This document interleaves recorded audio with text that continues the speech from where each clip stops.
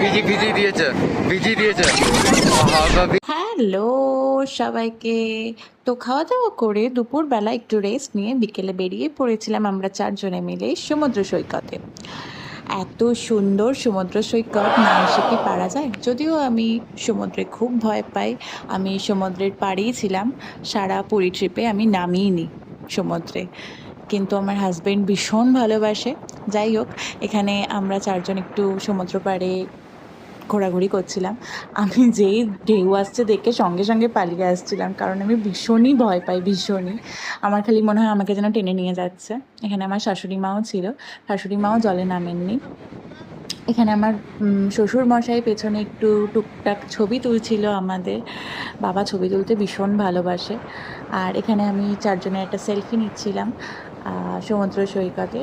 ওখানে কিন্তু যথেষ্ট আলো ছিল সমুদ্র সৈকত, যেহেতু রথের টাইম, আর সব জায়গায় আলোয় ভর্তি, আর এত সুন্দর হাওয়া দিচ্ছিল, ওয়েদারটাও আমরা খুব ভালো পেয়েছিলাম। এমনিও সমুদ্রের পাড়ে হাওয়া থাকেই। তো তারপরে আবার একটুখানি সমুদ্রের জলের দিকে আমি যাচ্ছিলাম। এটা অ্যাকচুয়ালি বেসিক্যালি ভিডিও করার জন্যেই যাচ্ছিলাম, অন্য কোনো রিজন নেই। আবার যখন সমুদ্রের জল আসছে আবার আমি এদিকে চলে আসছিলাম। আর আমার হাজব্যান্ড তো পারলে তখনই জলে নেমে পড়তে পারলে খুব ভালো হয়, বাট ওখানে সিকিউরিটি ভীষণ ভালো অন্যান্য জায়গার থেকে। কন্টিনিউয়াসলি পুলিশরা আছে, মানে একটু যদি মানে গভীরের দিকে কেউ যায় সঙ্গে সঙ্গে হুইসেল বাজিয়ে ডেকে আনার চেষ্টা করছে। এখানে সমুদ্রের পাড়ে এত সুন্দর বালি দিয়ে জগন্নাথ মূর্তি করেছিল, ভীষণ ভালো লাগছিল।